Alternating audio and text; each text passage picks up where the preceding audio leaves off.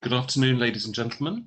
Welcome to this, the latest EPRS, European Parliamentary Research Service, Policy Roundtable, which on this occasion is devoted to a theme which we're going to play out during the course of the coming parliamentary year, thinking about the future. An important staging post in that will be the Parliament's Day of the annual ESPAS conference, which will be held on Friday, the 19th of November, in which we'll be looking at global trends between now and 2040. And we'll have a series of specific discussions, this one devoted to the future of sovereignty, not only between now and then, but beyond throughout the entire parliamentary season.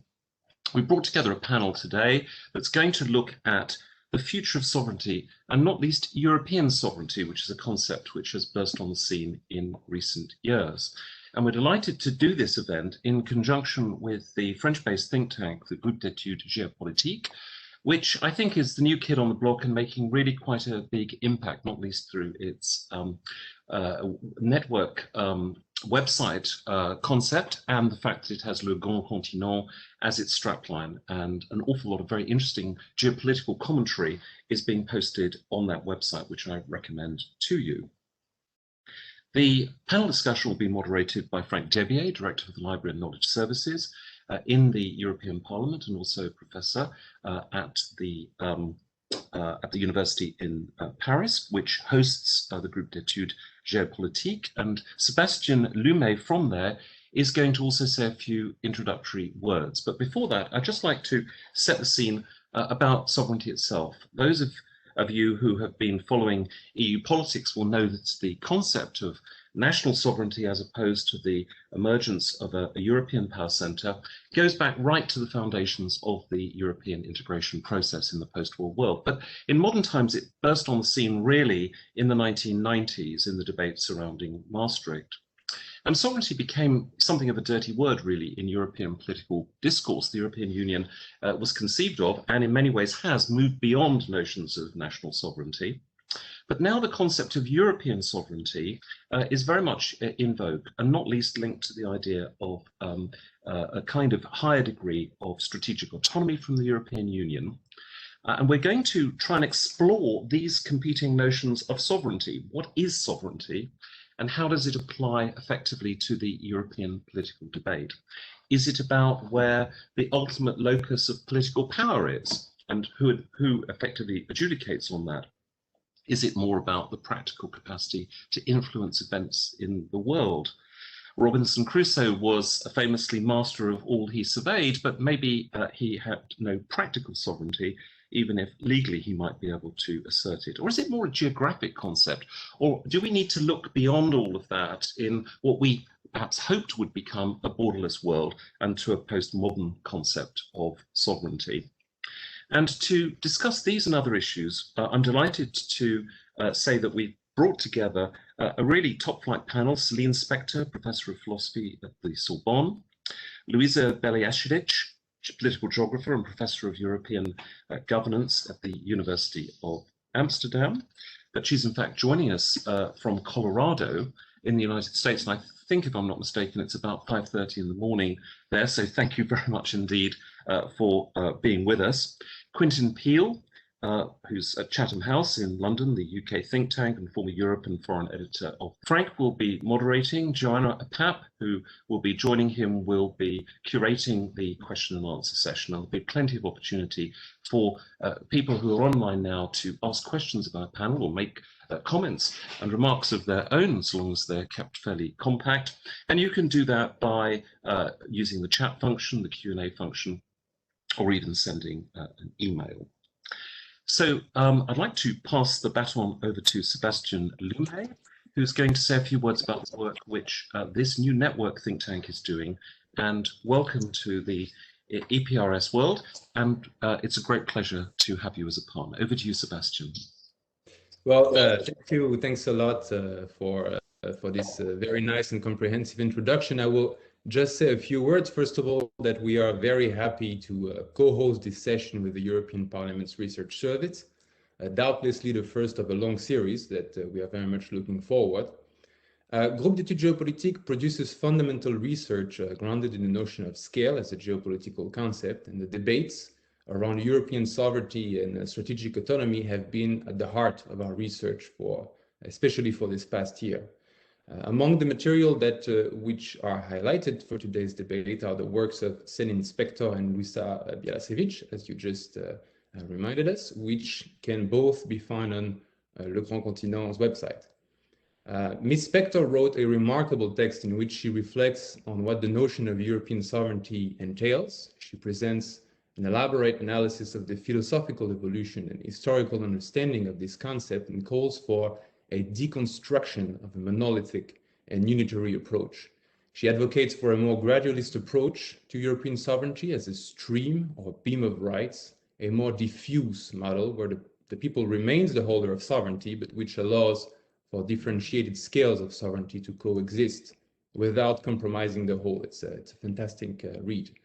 Ms. BIALASIEWICZ has written a quite original piece for us in which she outlines how the global vaccination campaign is a reflection of global geopolitics on multiple scales. She shows how geopolitical rivalries can be seen in how different countries have proceeded with such vaccination campaigns, and she highlights the extent to which the crisis is intersectional and being fought on several fronts, the global geopolitical scale up to the individual scale. It's a highly recommended read as well. And more generally, we have published 2 reports on strategic autonomy, bringing together close to 40 international experts with varying viewpoints and backgrounds to reflect first on strategic autonomy in the midst of the dynamic debate that was taking place at the end of 2020, and then the relation between strategic autonomy for Europeans and the Biden presidency as he was taking the oath of office in January 2021. You can find those 2 contributions on géopolitiques.eu, the brand new version of our website, which is being released tomorrow, actually. And of course, we'll disseminate the specific links for the articles written by our 2 excellent contributors today, who do us the honor to participate in this conversation. So thanks again. We're very happy for this partnership and enjoy the debate. Thank you very much indeed, Sebastian, and we look forward to that partnership. Just to mention that the next in this series about thinking about the future will be on Wednesday, the 29th of September, when Vladimir Sucha, the former Director General for Research in the European Commission, will be presenting a report which he did for the European Commission on the impact or implications of AI for society and indeed humanity more widely. So that's something to look forward to in a couple of weeks' time.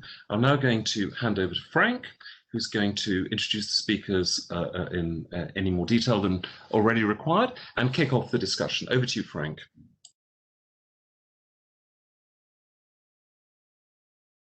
To have brought together, thank you, Anthony, thank you, Sébastien, to have brought together also our panel today and introduce already the text.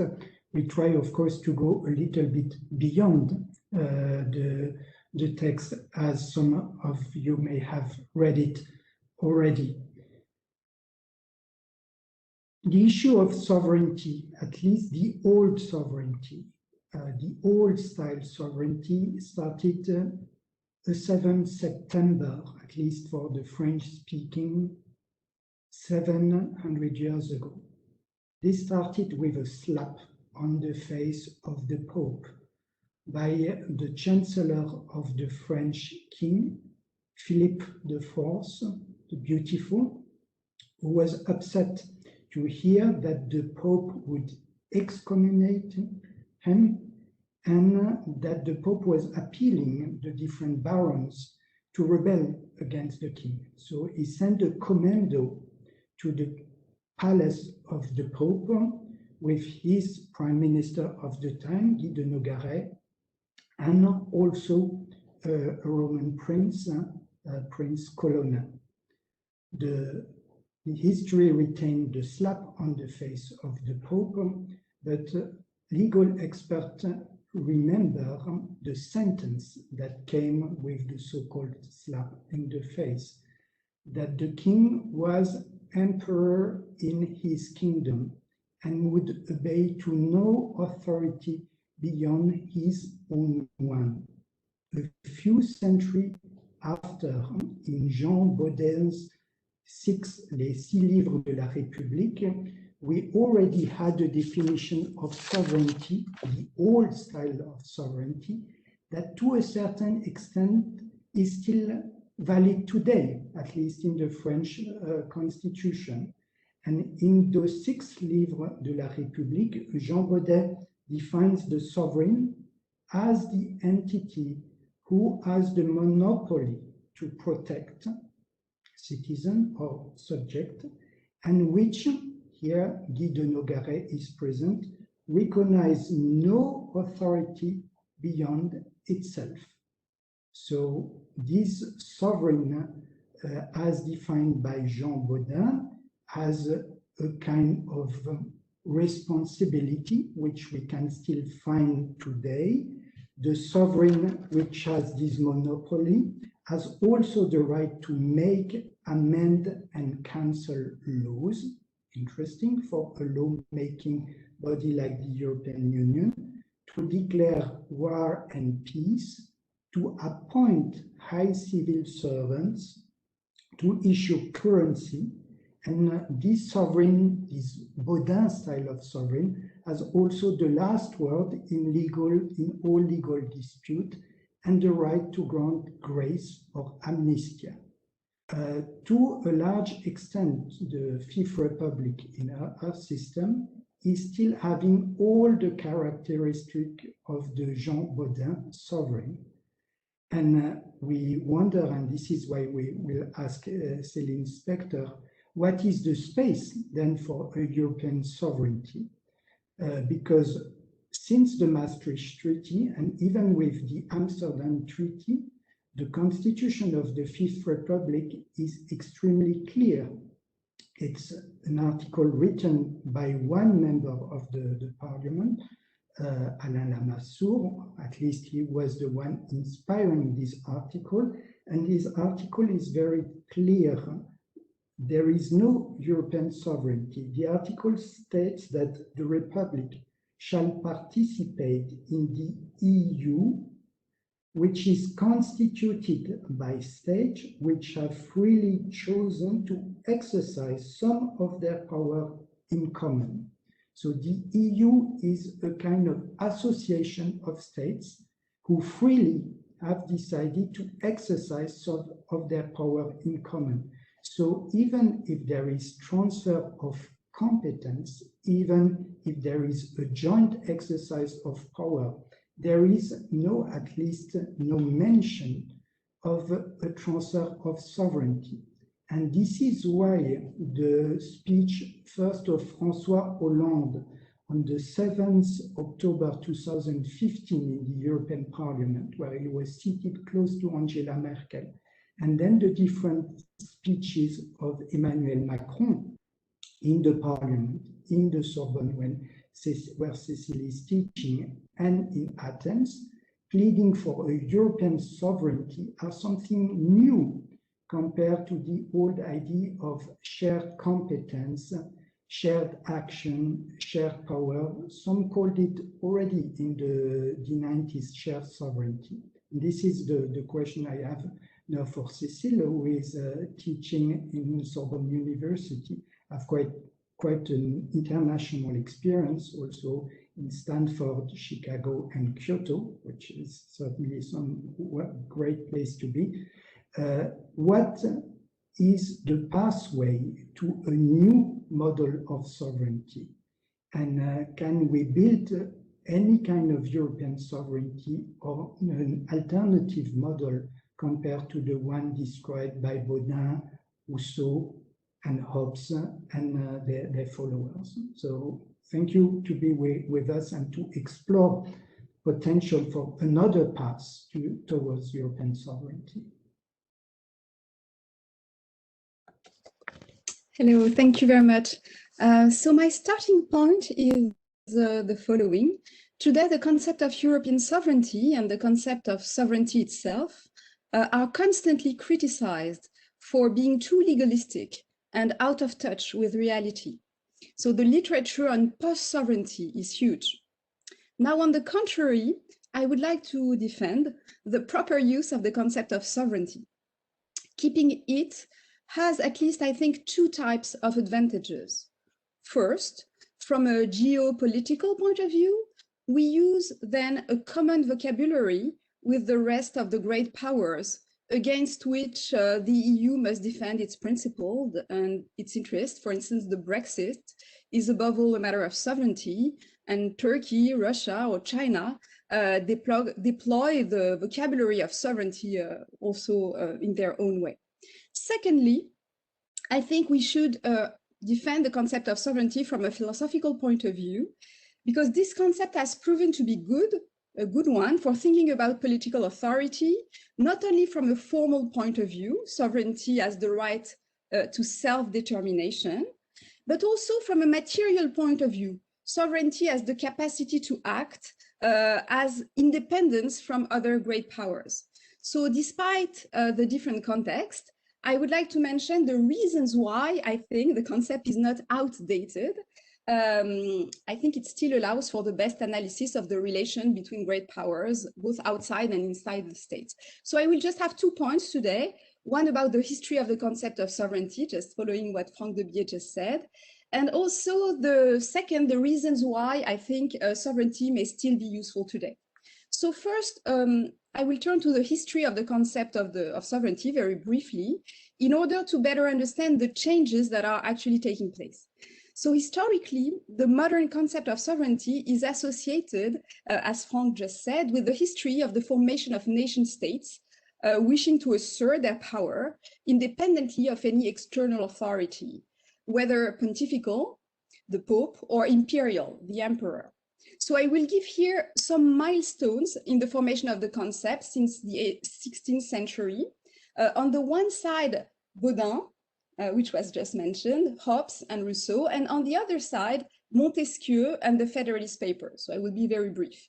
So first, Baudin wrote the 6th book of the Republics to defend a strong state that could bring peace after the wars of religion. So the concept of sovereignty was associated with the supremacy of a power that has the sole right to legislate, that is to confer legitimacy on laws, to amend them or to repeal them.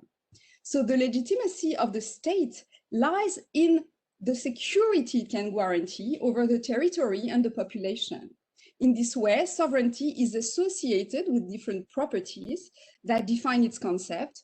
First, the right to make, amend, and repeal laws. Second, the right to declare war and peace. 3, the right to appoint the principal public officers, the right of mercy, and the right to issue currency, as was previously said. So the second moment in the history of the concept of sovereignty comes with Hobbes and his theory of the social contract. Henceforth, in Leviathan, sovereignty is by convention, 1, indivisible, inalienable, and absolute. So that's really the important issue.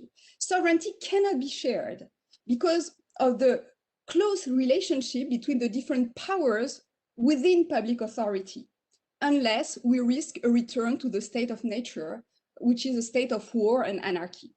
So the sovereign obeys only himself, he is his own master. So in this Hobbesian conception, state sovereignty is therefore not democratic. That's an important point. Rousseau is the one who is responsible for assigning sovereignty to the people.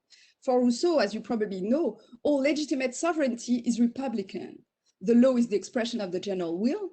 So between Hobbes and Rousseau, what really changes is the very meaning of sovereignty. It aims to safeguard not only security, but now also political liberty.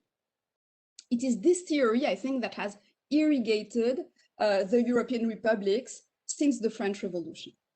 So I will call monistic or unitary, as Sébastien LUMET just said, this kind of theory of sovereignty that aims at conceding the monopoly of the right to make law and to enforce it. And I will rather defend another family of theories of sovereignty, which are, let's say, inherited from Montesquieu and mostly from the Federalist Papers written by Madison, Hamilton, and Jay. So those second theories are more gradualist theories of sovereignty, which interpret sovereignty as a bundle of rights or as a set of competences and responsibilities. So sovereignty in this family of theory must be defined very soberly as the set of powers and competences that can be exercised by public authorities.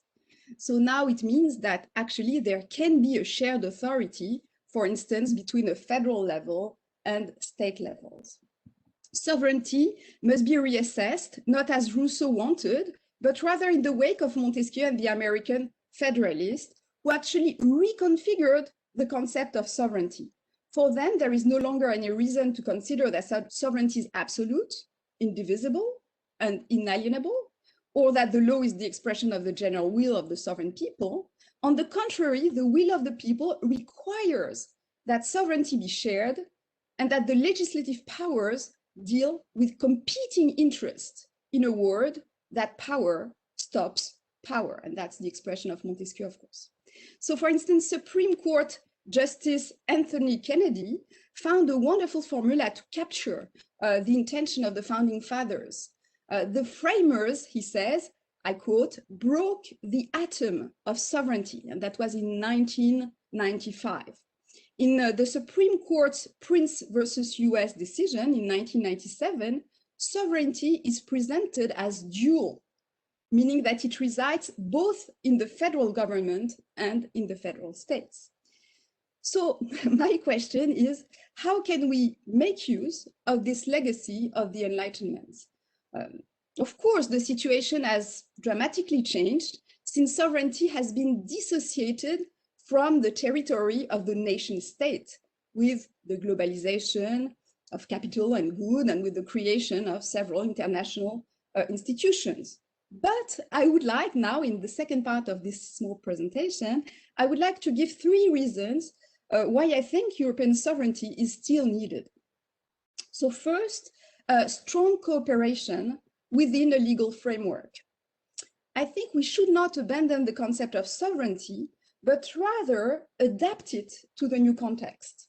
Sovereignty is now pooled between member states within the EU.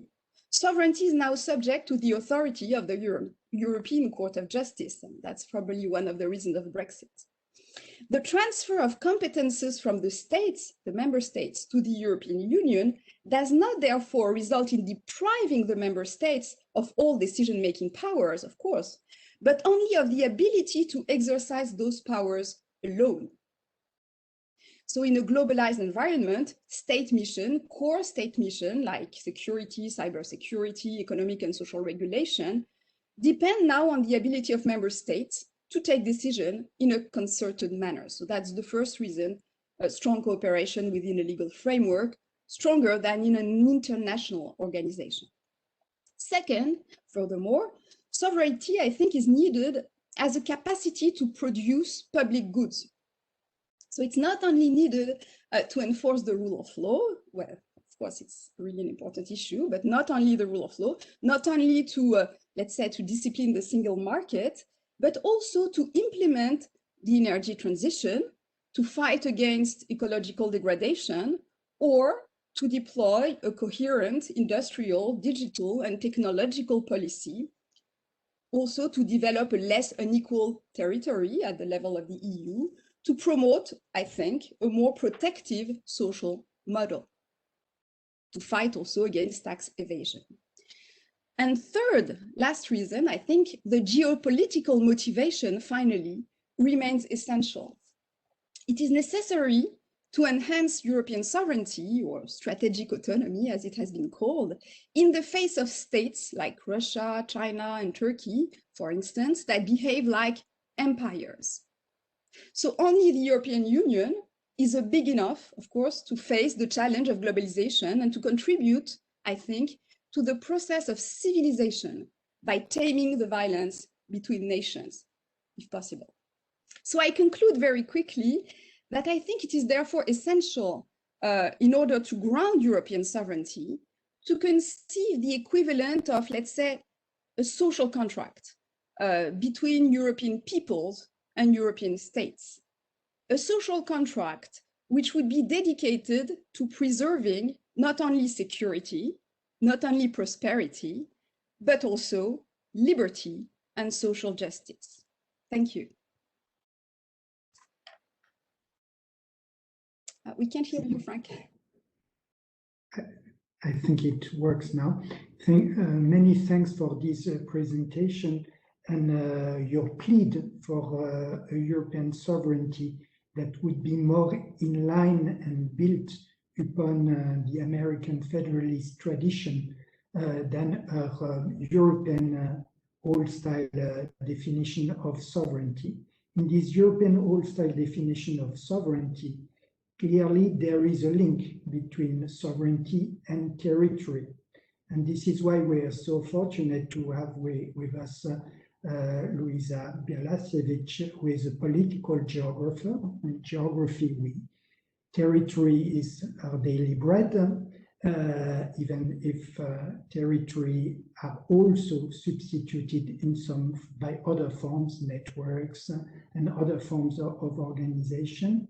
And I would like to ask Luiza, who was trained as a geographer in one of the American mecca of geography, which is Boulder University in Colorado, where geography had resisted while it has somewhat disappeared in other universities, especially after Second World War. In Boulder, Colorado, it has remained and prospered.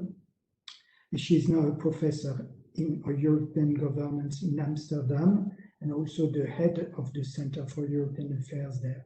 And I wanted to ask her how an interconnected global economy, an interconnected society, and also what we have seen with the pandemic, an interconnected and fluid world, still match with the concept of sovereignty. Are we not wrong about the scales of sovereignty today? Do we need to invent other scales of sovereignty, building on networks, nodes, what we have described in many of the espace paper as a multinodal world, for instance? How does sovereignty fit with this new picture and with this new map? Luiza. Thank you very much for that kind introduction, and also for the plea to, let's say, redeem geography and geopolitics from what, as you rightly say, certainly has been a very problematic past. But I won't try to do that in my brief comments. I will try, actually following up on Professor Spector's comments, I don't know if to redeem the notion of sovereignty, but also join her in kind of pleading for rethinking how useful it may still be.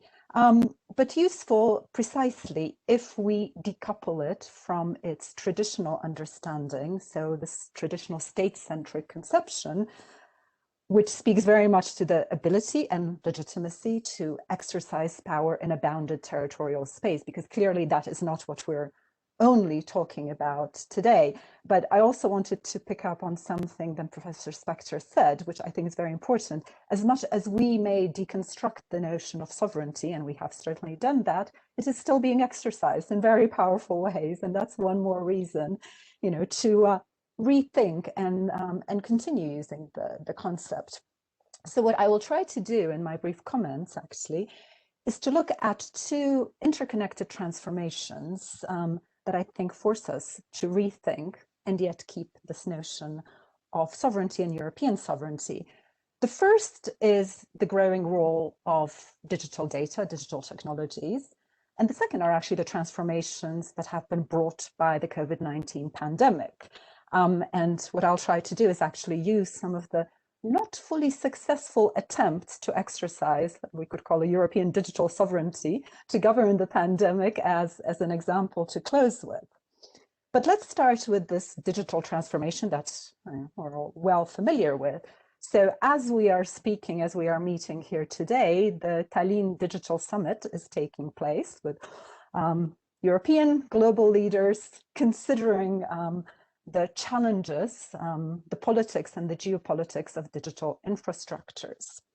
Now, the governance of infrastructural power has always been a key attribute of state sovereignty.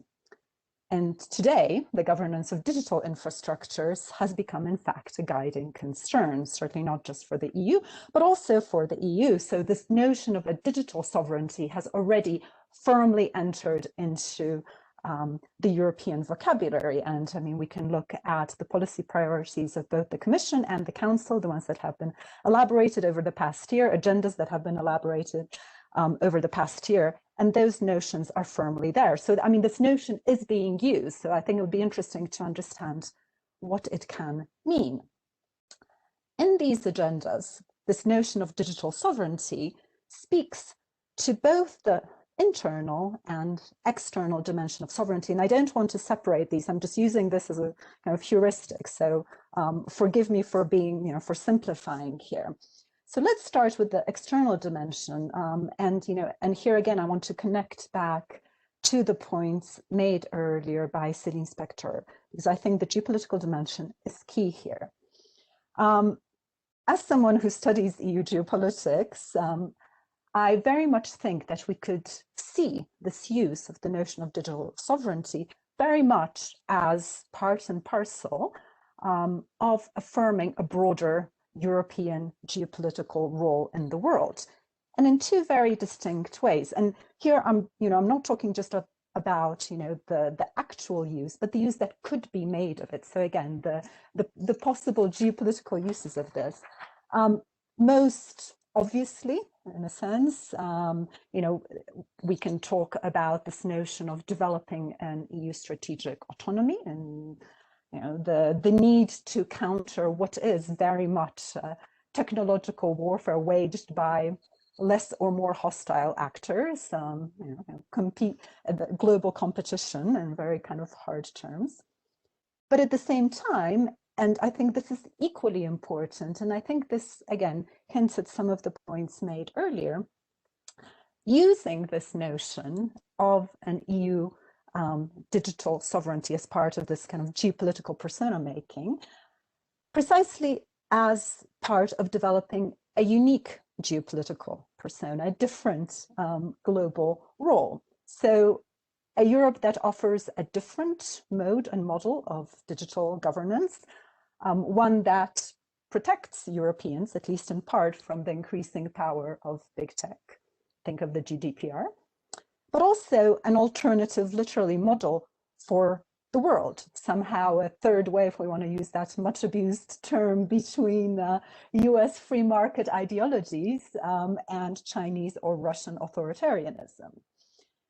And I'm sure I don't need to say it to this audience, and certainly to the readers of Le Grand Continent, geopolitical imaginations are incredibly powerful. They always have been powerful, and they've always played a crucial role in legitimizing state sovereignty. So I think it would be important to ask, what these sorts of geopolitical imagination could do, what role it could play in supporting a possible, a nascent European sovereignty. And I'll come back to this at the end. But let's go to a possible kind of internal, if we want to call it that, and again, I'm simplifying here, dimension of a digital sovereignty. We're not thinking here simply about protecting critical infrastructures, cybersecurity, technological self-sufficiency. I mean, those are all very important things. Digital infrastructures, in the way in which they're being thought about today, are also, I think, reshaping the possibilities of European integration. And this is, I think, really important, or at least have the promise to do so. This has already been occurring for a while. I mean, we can think of promotion of interoperability in various areas of justice and home affairs. I mean, border controls are the most obvious example, with all sorts of issues there. I mean, we can set those aside for now, but also the push to develop a common digital finance strategy. I mean, think of the European Common Payments Initiative. So these are some of the transformations that are taking place. And then the pandemic arrives. And here I come to the second transformation that I think is pushing us further to rethink the concept of a European sovereignty.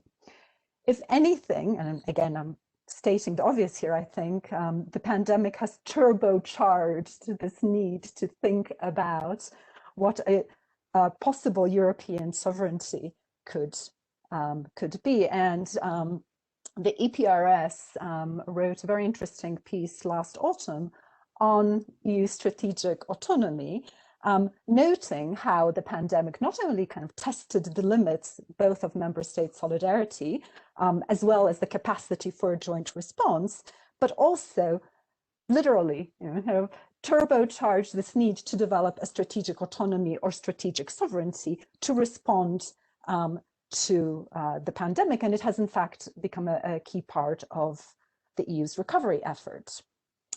At the same time, beyond this, I think we can, all realize that the governance of the pandemic, of course, not just in Europe, made the question of sovereignty and of sovereign power visible in completely new ways. All of us became directly, bodily aware of the sovereign power of the state to govern its territory, but also to govern our individual bodies. So over the past 2 years, the question of sovereignty has really moved from academic discussions. It has really moved full force into the media debate, but also into the popular debate. And not just in discussions precisely about the need to develop a European health sovereignty. So not just transformations at the EU level, but also at a number of other scales. I mean, if we think about what happens immediately in the first months of the pandemic, it is very much, or we could at least see it as a reaffirmation of national sovereignty. Think of the enactment of border closures, the first knee-jerk reaction, right? And even subnational sovereignty, whatever that may mean, with regions and localities affirming their own sovereign rights to decide on territorial closures, mobility restrictions, and so on, sometimes beyond and even against national authorities. We have even seen the emergence of something that is being termed a personal or individual sovereignty, wielded by various anti-lockdown and now anti-vaccine movements. So with this entry with full force of the notion of sovereignty into the popular debate, I think we need to pay very close attention to it. And so I want to close my comments, because I know we don't have that much time, with a very quick consideration, a case study as it may be, something that we could see as a very partial attempt to affirm some sort of European digital sovereignty in this cacophony of claims to govern the pandemic. And that is the digital COVID certificate, the famous green pass or the COVID pass. Because I think it provides a very useful window, a very interesting kind of snapshot over some of these struggles, not necessarily just over sovereignty, but over the meaning attached to this term, and also perhaps allows us to think how digital infrastructures are refashioning the geographies of European sovereignty. So most of you will probably be painfully aware of some of these contestations, depending on the national context in which you are. So I'll just give a few words of background. If you remember, along with the need to reopen European economies, to reinstitute free movement, the other key rationale given by the Commission when proposing what was originally called the Green Pass was the need to govern not just viral transmission, certainly that, but also to somehow seize control or re-seize control over growing disparities in national and even regional certification systems that begin springing up literally like mushrooms this past spring. Now, even though the idea was very much interoperability and creating a single European system, as we know, the rollout of the certificate was far from homogeneous, with huge disparities in how member states actually deployed it and even in the access that was possible. Beyond such disparities in access, this summer brought an even more complicated European geography of what this certificate that was meant to unify, meant to render interoperable the system, what the certificate was actually being used for, beyond its original stated aim of crossing national borders, right? So the certificate opened up heated discussions and in several national contexts, even violent protests, as you will be aware, regarding how, where, and by whom it should be used and to what ends. So this certificate really unleashed, we could say, a battle for digital governance, with national, regional, and municipal authorities are all somehow elbowing their way to trying to autonomously implement this tool, a chaos that has been further compounded by the entry of private actors, whether transport or tourism operators, restaurant owners, to also decide how to use this tool. So what was, or we could see as somehow an attempt to create a single European digital infrastructure, actually opened up the gates for both attempts to scale down sovereignty, with regions and cities deciding in autonomous fashion what to make of it. At the same time, if we think about how these certificates are being issued, the formal issuance and approval of these certificates is a national affair. It's the individual member states that issue them. So it's offered actually the possibility to member states to reassert state sovereignty, both vis-a-vis the EU, but also in order to put into line disparate local administrations. And I think another kind of interesting point here is that all the most kind of acrimonious protests against the certificate have decried it primarily as the overstretch of national state powers and focus their contestation on the pandemic powers of the national states, not the EU. I mean, we could ask that, what this actually means, so that even those most violently contesting a measure meant to advance European digital sovereignty don't fully see it as European. But I'm only being partially facetious here, but it's interesting that the locus of the protest has been the state. It has not been, kind of decrying this as a European measure. And I want to close with this because I think it does give us some interesting kind of points of reflection. So following on Céline SPECTOR's comments, I started out by noting that yes, this notion of European sovereignty and of sovereignty is still very useful, but only if we decouple it from a state-centric, uniquely territorial understanding. Having said that, claims to sovereignty, as we have seen also over the past 2 years, are still essentially territorial in nature. It is basically a claim to be authorized to be able to govern and to determine the applicable rules and enforce them in a certain territory and on a certain population. So for the EU, and Frank, you noted this also earlier, claims to sovereignty are always functional in the sense that they relate to the exercise of particular powers in particular fields. They are not comprehensive claims to sovereignty in the traditional sense. And I think this became starkly visible in the deployment of the certificate. But here we come to the other, let's say, potential of the notion of sovereignty, because when we move to the external geopolitical dimension, the story is quite different. And even as we look at the EU regularly declares itself to be a sovereign actor that can, for example, represent the shared territory of the EU and the member states in international organizations. And so perhaps, and here I'll try to connect back to the appeal made by Céline, it is in this external dimension that we can begin kind of thinking about building this notion of a common European sovereignty in its geopolitical world roles. Because as we have also seen in the pandemic, it is there in this common also external dimension that we have seen, I think, the strongest and the most kind of believable affirmation of sovereignty. And I'll just throw one last point that I think would be interesting to come back to in the discussion that I haven't mentioned in the realm of the digital, is the question of disinformation and combating disinformation. A very fundamental, I think, task for a geopolitical actor today. But I'll leave it at that, and we can follow up, I'm sure, on some of these points later. Thank you, Luiza.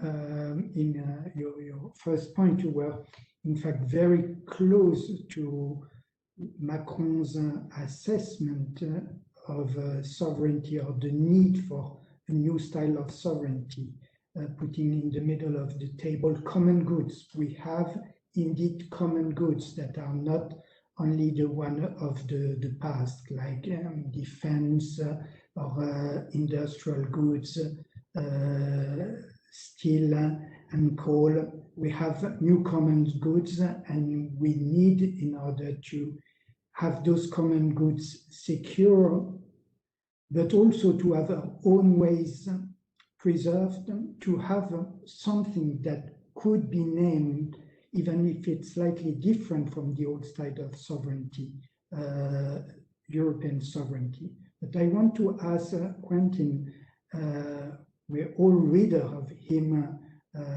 in the Financial Times, where he was correspondent, editor for a long time, chief of the bureau here in Brussels, and now all people attending Chatham House are very fortunate to have him on board in the European program. But I wanted to ask Quentin, if sovereignty is still a dirty word, like Anthony was saying in his introduction, in Britain and beyond, we have had the impression that it was very divisive, that maybe because of sovereignty and the debate around sovereignty, we lost one of the dearest members of the Union. And we wonder if this is still divisive in the US, in the UK, and also if it is a good way, despite the plea of Céline and Luiza, to start the debate of the future on Europe with this word sovereignty. Is it not confusing? So here you're in the devil's advocate clauses, but we're very happy to have you in this discussion. Is sovereignty still a dirty word? Thank you, Frank. Thank you very much. And thanks to both the previous panelists for their wonderful, coherent and lucid analysis of the concept of sovereignty. My immediate answer to you, Frank, is that yes, to me, sovereignty still is a dirty word. I think it is a very unhelpful concept, both in Britain, where it has been abused and twisted to develop the whole debate about Brexit, and indeed in Europe, where I think that the very concept of sovereignty is contrary to what the European Union is all about. Now, let me try and explain. Let's start with Brexit. Why I dislike the concept of sovereignty is that it was so badly used in the Brexit debate campaign, but it was clearly the idea of national sovereignty versus the concept of Europe as a pooling of sovereignty. That's where the debate was. It focused in particular on some very specific aspects. Immigration was very important. The rule of law, as was mentioned earlier, the very powerful role of the European Court of Justice was another aspect. But it was also abused because one combination of words we haven't used yet in this debate, but was actually very important in the British debate, was the concept of parliamentary sovereignty. The idea that the British Parliament should be somehow sovereign, both within the British system and within the European system. And I think that motivated an awful lot of people within Britain to vote for Brexit. They wanted their parliament to be seen as sovereign. And the dishonesty of the whole debate is that almost precisely the opposite has occurred. The British Parliament has been profoundly weakened by having a huge constitutional decision made on the basis of sovereignty, but made by a referendum. And that really has weakened the British democratic system. Céline said earlier that the traditional concept of sovereignty was fundamentally rather undemocratic. And I would entirely agree. The trouble is with the very word sovereignty, and as a journalist, I'm very concerned about the use of words. It's about monarchy. It's about the rule of the monarchy. And it implies almost automatically a degree of insularity. Now, what the Brexit debate did in Britain was far from bringing back control from Brussels to London, it's actually left the British sort of in a halfway house where they still have to obey an awful lot of international rules and regulations, but with far less influence now on what those rules are. We're not part of the debating system in Brussels anymore. We're no longer in the European Parliament, in the Council of Ministers or anything like that. But the second thing that the Brexit referendum did was it actually reinforced a sense of national sovereignty in the member states of the United Kingdom. So the push to have an independent Scotland, or indeed the revival of talk about reunification of Ireland, embracing Northern Ireland into a reunited Ireland, those have come about almost entirely because of this debate within Britain about national sovereignty. And so I think it is actually an extremely dangerous concept in what to me is essentially a post-sovereign world, for precisely the reasons that Luiza was talking about, the reasons of the digital world and what we've seen in the pandemic. We're in, to a great degree, a post-sovereign world in which I believe the European Union is remarkably well adapted to take part, but it shouldn't be sovereign in any form of supremacy or protectionism or reinforcing borders. Part of the problem about sovereignty kingdom was rather well described by a former Brussels bureaucrat who said it was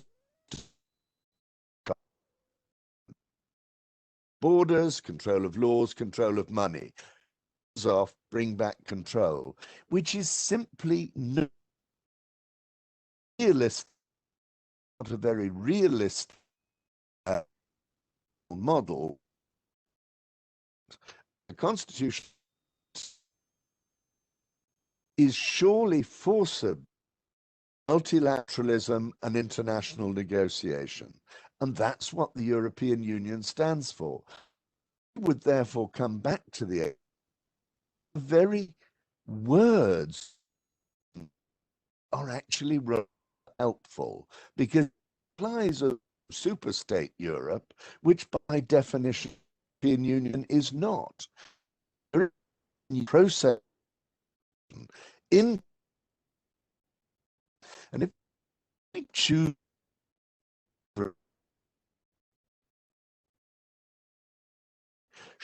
that is union should seek. So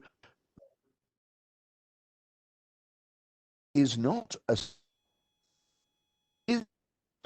superpower. Europe, like, become quite quickly the international norm, precisely the way the European Union has to thrash out all the differences before they become. So actually edge is necessary.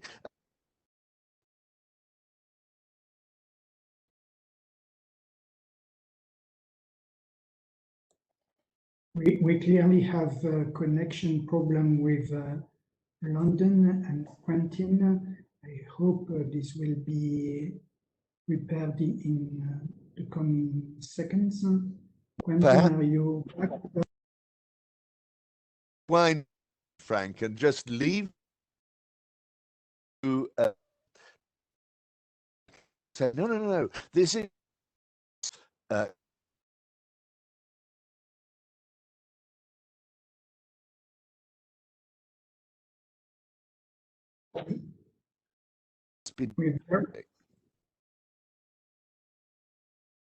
Shall I finish?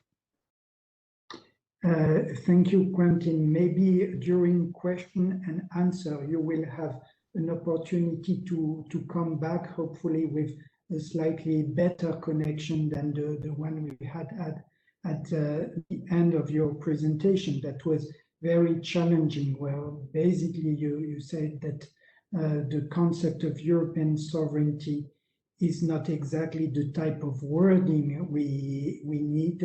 That the European Union is a process more than the building of a super states, and that the debate on the future should not take the path on the constitution of such a sovereign entity, old style, while the Union is so much fit for a globalized world and a multilateral world being at the core or part of so many networks of this world. But let's join Joanna Apap with the question, and we give a lion's share of the answer to Quentin that will be able to explicit what we may have missed, the one or the other, in his at the end of his comments. So, Joanna. Thank you so much, Frank, and thank you to all of you for a very fascinating debate and presentations, which show us how globalization, digitalization, and as well as COVID all have played a part in causing a real, in fact, a transformative rethinking of and a relativization maybe of the traditional concept of sovereignty, which I found very, in fact, really interesting and engaging to follow. So I have a couple of questions, in fact, for you. The first question is addressed specifically to Professor BIALASIEWICZ. And so, Luiza, you mentioned that foreign policy and the external dimension is shaping up to be a good field for the development of European sovereignty. At the same time, this is the field in which member states have ceded sovereignty to the EU much less than in other fields. Hence, much more power remains with the member states. So what can this observation tell us about nature of EU sovereignty? This was a question put to you by Elena Lazarou from the External Policies Unit. Please. Thank you very much for that question, which I would, fully agree with. Let's say my comments are probably more aspirational at this point than, actual, but I think that's still very important. I mean, as in the making of all geopolitical world roles, I mean, aspiration is equally important. And I think, we're working towards that dimension. You're absolutely right. I mean, the competences are still limited. Member states are still very much unwilling to share those competences. But if you look at actually most of the polls that have been conducted among European citizens, there is much more of a consensus in this external geopolitical dimension of where Europeans would like the Union to develop its powers, much more so than in any internal dimension. And actually, if I can throw this in here, this is in part a response to Quentin about the use of sovereignty. Unfortunately, that is still the language of power. And so I wonder, and that's what Céline was saying, if we can make it mean something different, right? So, still use that term, but reframe it in a different sort of geopolitics. But that, again, is still, I will admit, an aspiration.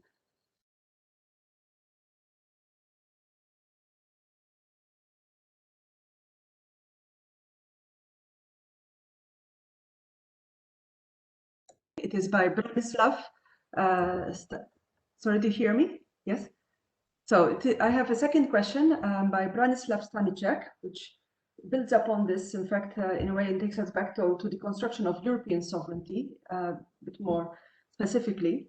In the past, innovations to the notion of sovereignty had signified a sophistication and a strengthening of the sovereignty of the state concerned by increasing its power.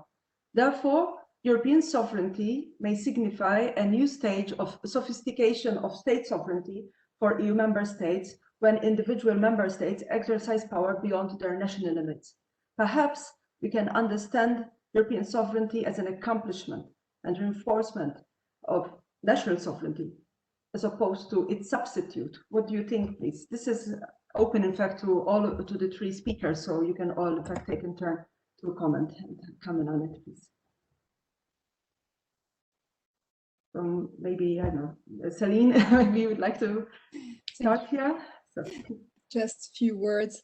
Yeah, it's a great question. I think we should not think European sovereignty on the same model as national state sovereignty. It has been said several times, and by Luiza in particular.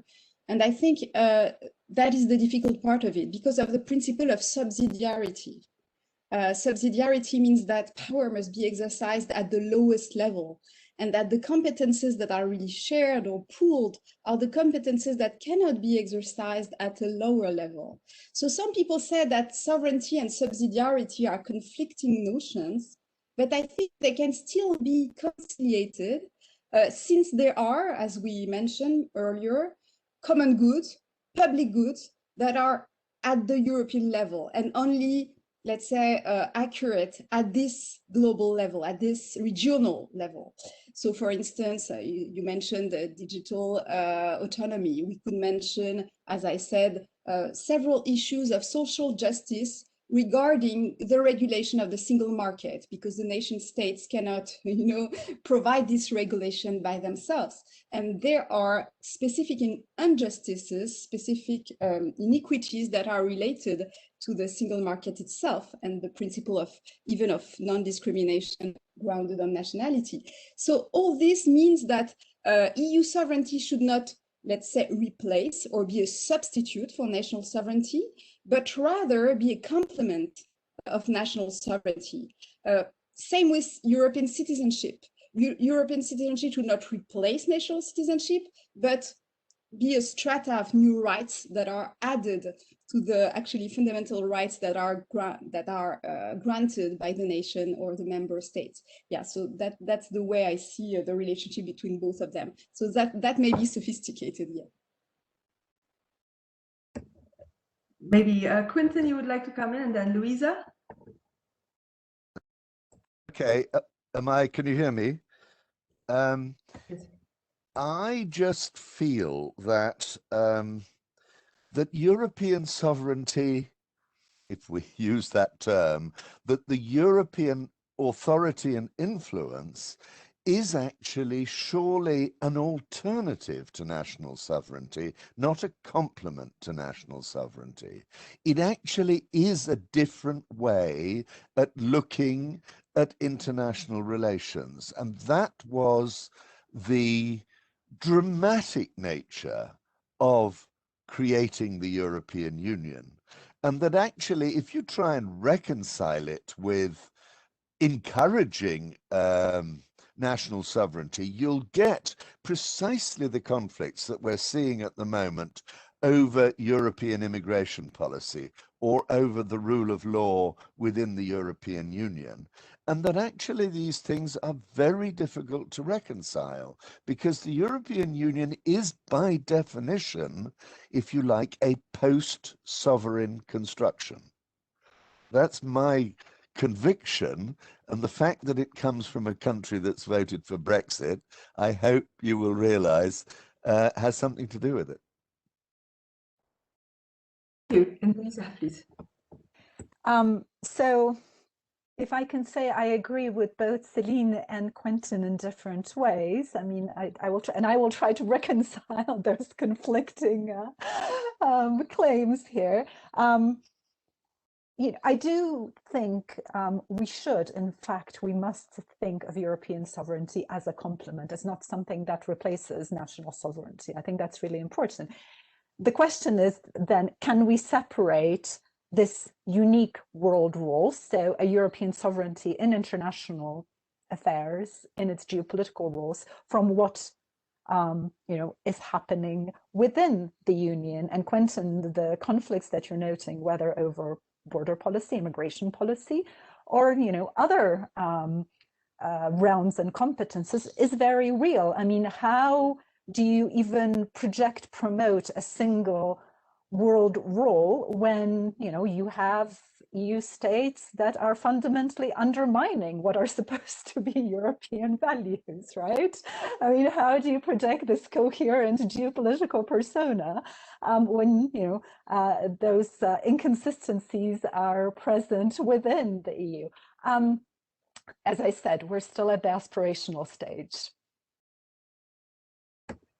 Thank you so much. I have then a question. Well, it's partly a compliment, in fact, to all of you for the speakers. And the person is asking, where maybe have you published these latest, especially debates and ideas that you've been exposing? Maybe we can send them, to the participants later on. Also, I don't know if you would like to recommend a specific publication just now. It's a question, in fact, put by Caroline Nijnhoff. So I don't know if anyone would like to comment on that, please. Yes, of course. Thank you so much. I think Sébastien LUMET has put in the chat a few links already. Franck Debier also has given a few titles. So yeah, I have a book coming in 1 month, but in French. So Nos Demos, Souveraineté et démocratie à l'épreuve de l'Europe, at the seuil. So sovereignty and democracy in the EU context. Thank you.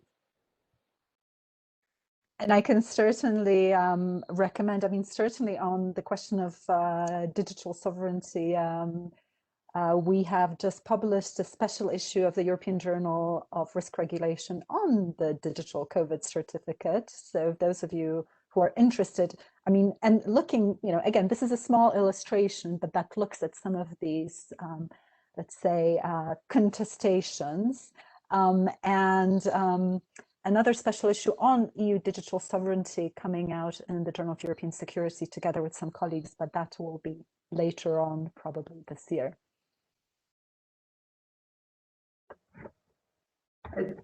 At the moment, I don't see other questions from the participants. So in the meantime, maybe I would like to give the floor back to Quentin a little bit to perhaps come back in a little bit where, unfortunately, we lost you because of the sound problems we had. So maybe you could like to come in a bit more on that. And then later on, maybe, unless we have more questions coming in, I would be very curious to hear what you would propose, as in how we could go about in building up the building blocks of European sovereignty in a more kind of holistic way. You were mentioning it in your presentations on and off that it's coming about because of processes which are pushing us in that direction. But some of you were saying also we should like now start talking about this emergent and how we're going to build it together. So I would like really to hear from you then what would be the first building blocks we should be thinking of putting together in a more systematic way to have a holistic approach to it. So, but please, Quentin first. Thank you.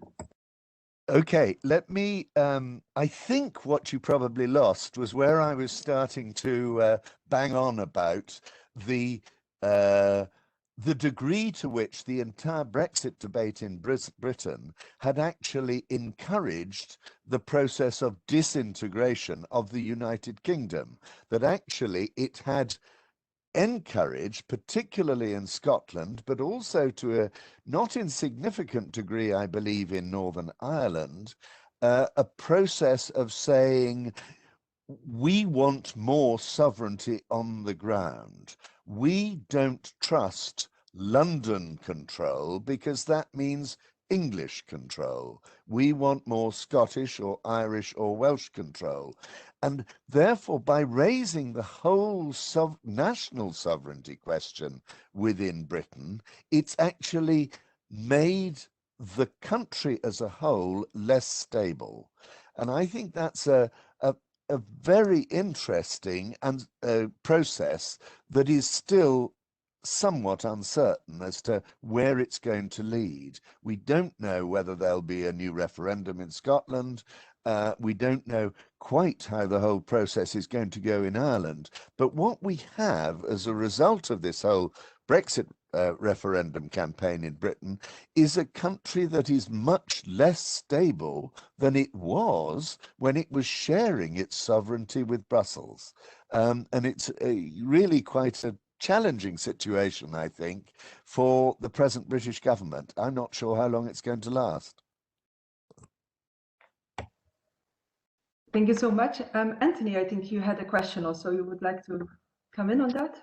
Thank you very much indeed. In fact, Quentin, it was really more after that that we lost you, where you were talking a little bit about how the nature of the European Union seemed to move beyond classic notions of sovereignty, and thus to resurrect or to assert a notion of European sovereignty might be conflictual with the very principles on which the EU was founded. But in the interim, I'd like to, first of all, endorse, if I may, your analysis earlier on, that I think the key thing about Brexit for people to understand is that although it was fought in the name of the sovereignty of Parliament, what it did was assert a sovereignty of the people. In other words, that Parliament was overridden by a higher authority, which now effectively constrains it. And of course, once that particular force is, or that genie, if you like, is out of the bottle, it's not entirely clear where it goes, especially given the lack of constitutional safeguards in the United Kingdom. But I'd like to ask a question about how far do you think that this issue exposes the fact that power within the European Union is increasingly exercised at supranational level for very practical reasons, not necessarily driven for ideological reasons, but for practical reasons, because that's the way in which problems can be solved and collective goods can be mobilized, whereas political systems are still very much organized at the level of the individual and organized along the lines of debates inside the individual member states. And how far does that point to the need, therefore, to strengthen the federal and inverted component of the European Union, or is that itself an outdated way of thinking about the problem? If that's coming to me, I think one of the fascinating things to me about the European Union is that precisely its weakness is also its strength.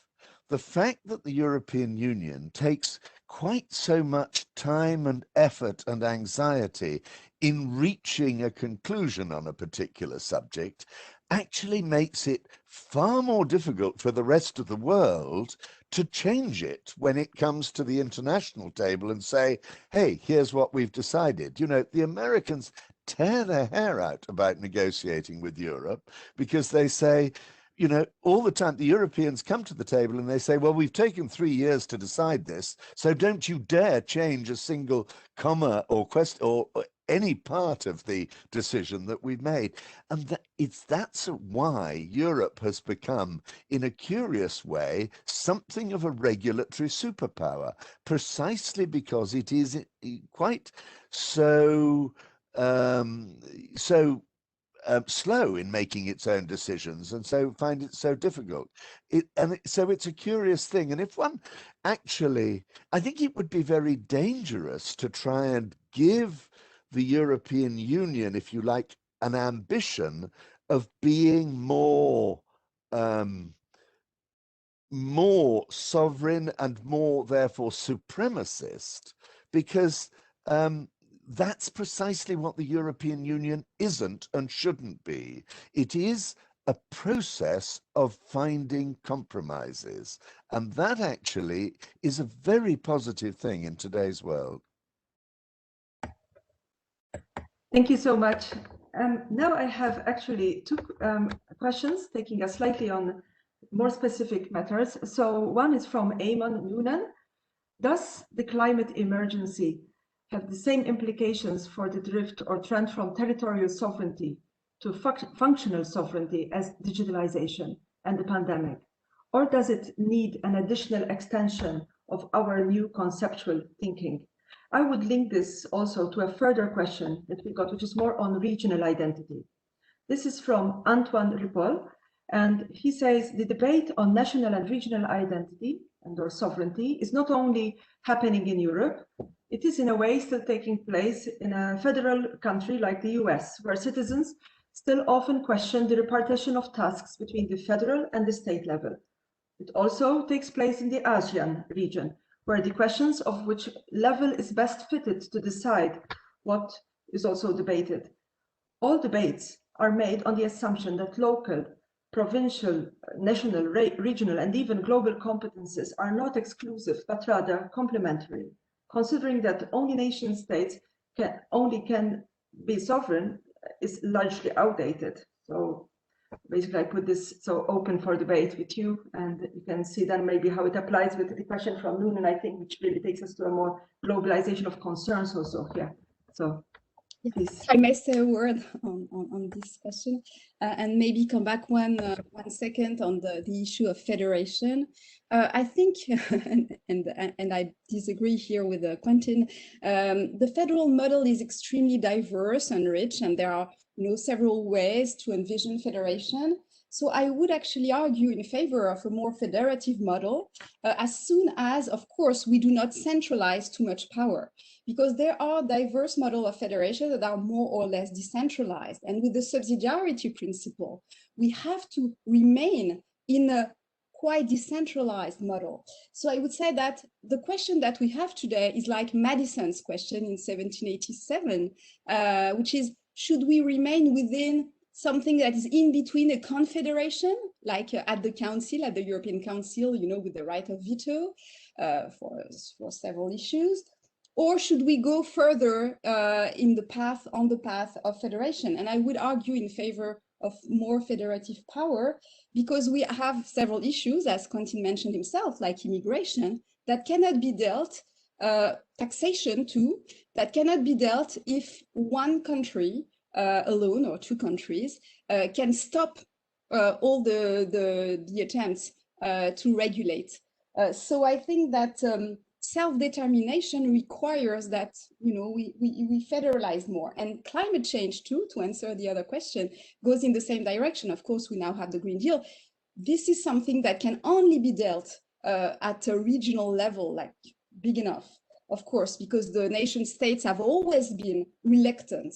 And of course, in the Eastern countries, even more than in the Western countries or in Germany. So yeah, I would say that the level best fitted to decide for the last question has to be determined for each issue. But I would argue in favor of more majoritarian vote in the Council, and also for legislative initiative for the European Parliament, in order to have something really like a true federation. Thank you so much. Anyone else would like to come in, please, on this? Luiza, perhaps? Sure, yeah, thanks for that. And thank you for the question regarding the climate emergency, which I think is even more appropriate than calling it climate change, because we are in an emergency. And I sit in a cloud of forest fire smoke that's coming all the way from California and has been with us for the past month. And I'm sure many of you have experienced all kinds of other events, from fires across Southern Europe to floods. So we are in an emergency. And I think certainly, European citizens are becoming very, very aware of the fact that, even the very notion of exercising territorial sovereignty has become absurd in many ways in the current moment. So I think, yes, to answer your question, I think it does require an extension of our thinking and understanding of, how, in this case, the European Union can be sovereign or can act in sovereign fashion, because it can, of course, only do that partially. But here I'd like to kind of connect back to what you were saying, Quentin, about the EU as a regulatory superpower. And, I really do think or hope, again, maybe this is just only aspirational, that you can take a strong role without being supremacist, without it being, kind of an old style geopolitical persona, but that precisely promotes a different model, a different regulatory model, certainly in the realm of climate change. This is vitally important. So I'll leave it at that. Thank you so much. Quentin, any comment before I pass to next questions? No, I don't think so. I mean, I think that that's very good sense. Clearly, the climate emergency requires coordinated action. It cannot be dealt with at the national level. And I think the younger generation realize that a great deal better, actually, than the older generation. And I think that's very clear. One of the problems, I think, that certainly in the UK, one of the problems that COVID and the pandemic has created is that health has been dealt with at a local level.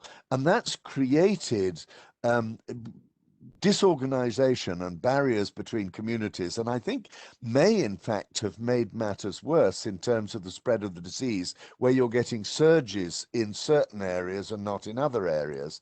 Again, these things do require more centralized decision making, but that centralized decision making process will surely only be acceptable if it's very clearly controlled in a democratic fashion. And that democratic control is, I think, what people, because they find the European Union system confusing, they're frustrated by that and they don't feel engaged in the system enough. And I think that's still very important. It's the democratic underpinning of the federal system or of the European institutional system, which is absolutely fundamental. And that's why I still insist that I dislike this word sovereignty, because to me, sovereignty is all about monarchy and not about democracy. Thank you so much. Yes, please. Can I jump in quickly? Yes, of course, please. You know, I mean, you're right, Quentin. I think certainly the pandemic has exposed and augmented divides across Europe. And as much as we would like to think of it, and people have, you know, begun to think of it as a kind of Europe generating moment, it, you know, it only has been in part. And even, you know, the difficulties in pushing forward a European health union, and even the difficulties in pushing forward some of these discussions that are, you know, happening also this week, I think is quite telling. So even a pandemic of this sort was not enough to overcome some of those, you know, kind of reticences. But once more, I mean, I wonder if we can, you know, rethink what sovereignty can mean from being a dirty word and from being monarchic, and as being enabling, perhaps. You know, so again, kind of going back to Céline's earlier points, but I think that will take some doing. Thank you so much. And building upon what we're saying, one of my colleagues, Carla Stamenia, brings us in a very concrete also example of how at times sovereignty has developed, especially in the financial field, which was quite unexpected, perhaps, considering the initial debates in that area. She says, in fact, issuing currency has been identified as a constitutional element of sovereignty. At European level, the adoption of the euro has been often debated in relation to sovereignty. This has been quite an issue, different country levels. Then, while it has been put in question, though, so because something popped up just now, namely in its international role, it has been, however, identified now as a key tool for, in fact, what became to be considered as an EU financial sovereignty. So, in fact, this is another way of, in fact, rethinking sovereignty, but in a quite specific way. I would like to link this then to a question posed by Isabel Ioannidis. Says, thank you, very big thank you for your great presentations. I'm wondering why speaking of the deepening of the integration process is not enough today. Is the hope that a more symbiotic institutionalization of democracy and sovereignty could make European integration more attractive? Saying how to be able to promote more European integration more, and to make the debate kind of more open, more acceptable to people, that people are not thinking still that sovereignty is a dirty word, therefore, and it blocks a kind of that it blocks at national like boundaries. So I don't know if you'd like to come in on this, please, Céline. If I may, yes. I agree with what Luiza just said about European sovereignty. I think we should not associate sovereignty with only the monarchy. I mean, even for Hobbes, which was, the biggest monarchist in Leviathan, actually sovereignty could either be held by the king or by the parliament. What could not work was some kind of mixed constitution, but a unitary constitution like parliament only was very fine for him. So the commons, that's fine. And Rousseau is the one, as I mentioned, who actually, gave sovereignty its democratic touch. And this is the concept of sovereignty that we had, for instance, in France, sovereignty of the people, but also sovereignty of the nation. And that's what CAS added, the nation as a civic body. So I would say, to answer very quickly the two questions about monetary sovereignty, we already have monetary sovereignty. We already have the ECB. It is already, driving our economies. So what we would like to do is something more democratic. So supranational power must control, of course, the kind of economic and social policies that we have. We have to have a more democratic supranational power, and that's why I'm in favor of more power for the European Parliament, because the Parliament cannot really control the European Central Bank, of course, or not control, but at least, supervise a little bit the policies, and it's so important for our economies. So yes, I think that deepening European integration requires also this more federal approach with the concept of sovereignty, not only more compromise, more talk, the European, the Convention for Citizens, but really a bigger articulation, a better articulation between the triangle, the Commission, the Council, and the Parliament, and more power to the Parliament. Thank you so much. Any last comments on this? And then I have a final question still to you before I pass the floor back to Frank. Maybe then I just put the question directly. This time it's food sovereignty. It's put by Doug Solander. He says that food sovereignty has had an important role in the European integration process, about which we're reminded each time we look at the EU budget. So in fact, here's a concrete example here about with European integration at play and how this reinforces further debate with its huge envelope for the common, therefore, agricultural policy. It has created a food sovereignty, although French efforts to gain advantages for its farmers were probably more important. And he says it's now set to be an ever more topical issue for developing countries as their populations grow, while impacts of a climate breakdown will increasingly threaten both domestic agricultural yields and availability of food at affordable prices on international markets.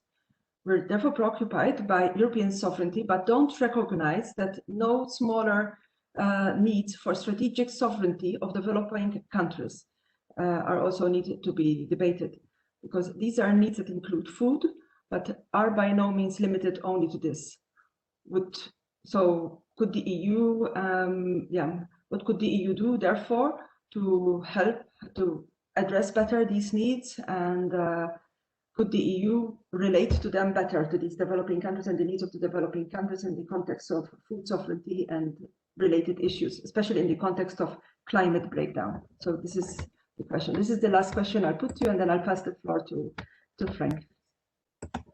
I can try to answer that very, very quickly. And then thank you for raising this, because I think here we see, it's a perfect example of the contrast, if not the conflict, between internal needs, desires, preferences of member states, and a possible EU world role as a different source of power. And we have seen this coming out in the negotiations with Mercosur, but also, kind of thinking of, what are the priorities, also with regards to a changing global context with climate change, and not only.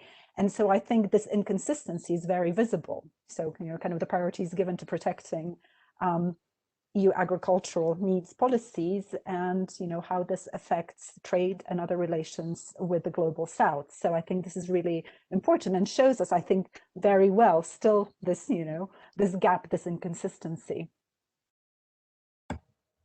Thank you so much. Any quick final comment from Quentin? It is very well made that the Common Agricultural Policy is one of the more negative aspects of EU policy for the developing world and on the global stage.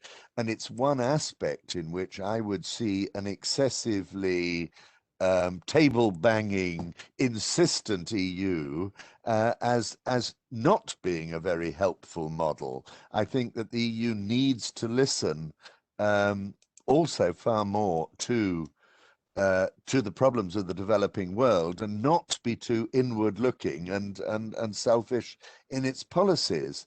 And yes, so that's, I want to see very much an engaged EU that actually is always ready to sit down at a negotiating table with its partners as well as its members and adjust its policies so that they don't make matters worse. Typical of many Brits, I regard the Common Agricultural Policy as a bit of a problem.